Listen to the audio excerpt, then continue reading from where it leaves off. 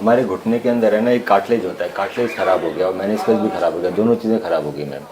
सो समझने की बात है कि कार्टिलेज होता क्या है। तो जो घुटना होता है ना उसमें 3 हड्डी होती है, फीमर, टिबिया, पटेला। इसके ऊपर की जो कवरिंग होती है ना उससे कार्टिलेज भी होता है। ये कार्टिलेज हमारा अच्छा रहता है जब यंग होते हैं। अगर किसी डैमेज के कारण से मेनिस्कस फट गए या हमारा एसीएल टूट गया और उसकी हमें इलाज में हमने देरी करी, सो मेनिस्कस हैं ये 2 शॉक एब्जॉर्बर, ये जो फटके थे और ये हिलते रहते हैं जब फटके, तो ये ना कार्टिलेज ख़राब कर देते हैं ऊपर और नीचे का पूरा। सो अगर हमारे नी में कोई इंजरी हो जाए या मेनिस्कस टियर हो जाए, कई बार इंजरी के दौरान कार्टिलेज फट जाता है, कई बार इंजरी होने के कारण उसका इलाज अगर टाइम पे नहीं लिया है तो वो हिल के कार्टिलेज ख़राब कर देता है। सो अब आपके है ना टिबिया मतलब जो नीचे वाली हड्डी है उसमें कार्टिलेज डैमेज है, हल्का सा फीमर में भी है। ये देख रहे हो ये खड्डा दिख रहा है सफ़ेद सफ़ेद नीचे वाली हड्डी में, ये खड्डा है। अब ये खड्डा है तो ये स्मूथ नहीं रहा ना जितना स्मूथ होना चाहिए। गाड़ी का रबर का टायर है, गाड़ी चलती है तो रबर का टायर मोटा और अच्छा होता है, उसमें कोई खड्डा हो जाए तो बीच में तो वो और बढ़ता जाता है। तो अब ये स्मूथ नहीं है, यहाँ पे भी खड्डा है और फीमर में भी थोड़े छोटे छोटे 3-4 खड्डे हैं।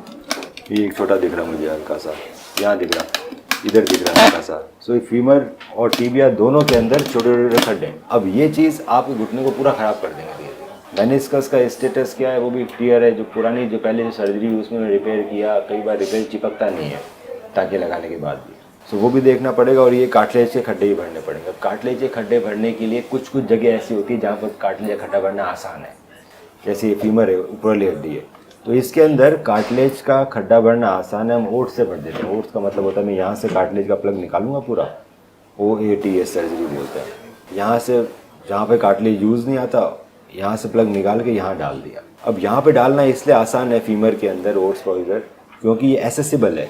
मैं घुस तो यहीं से सकता हूँ ना नी के अंदर, कहीं से भी तो जा नहीं सकता, हड्डी के बीच में तो जा नहीं सकता। तो यहाँ से घुसूँगा तो मैं फीमर के सारे कार्टिलेज को एक्सेस कर सकता हूँ अपने इंस्ट्रूमेंट से।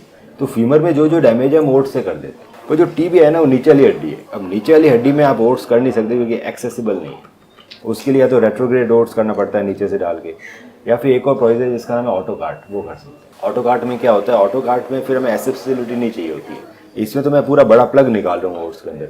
ऑटो कार्ट में हम छोटे छोटे कार्टिलेज के टुकड़े निकाल लेते हैं, वहाँ से जाने की ज़रूरत नहीं है और वो जहाँ जहाँ खड्डा है वहाँ पे लगा लेते हैं बॉडी फ्लूइड के अंदर मिला के। इसके लिए हमें ये ऑटो कार्ट का चैम्बर होता है, ग्राफ्ट नेट, जिसमें कार्टिलेज के टुकड़े इकट्ठे होते हैं और हमारी ब्लड से ही 3 ACP की सिरिंज से हम थ्रोम्बिन बनाते हैं, थ्रोम्बिनेटर जो आपका ग्लू होता है।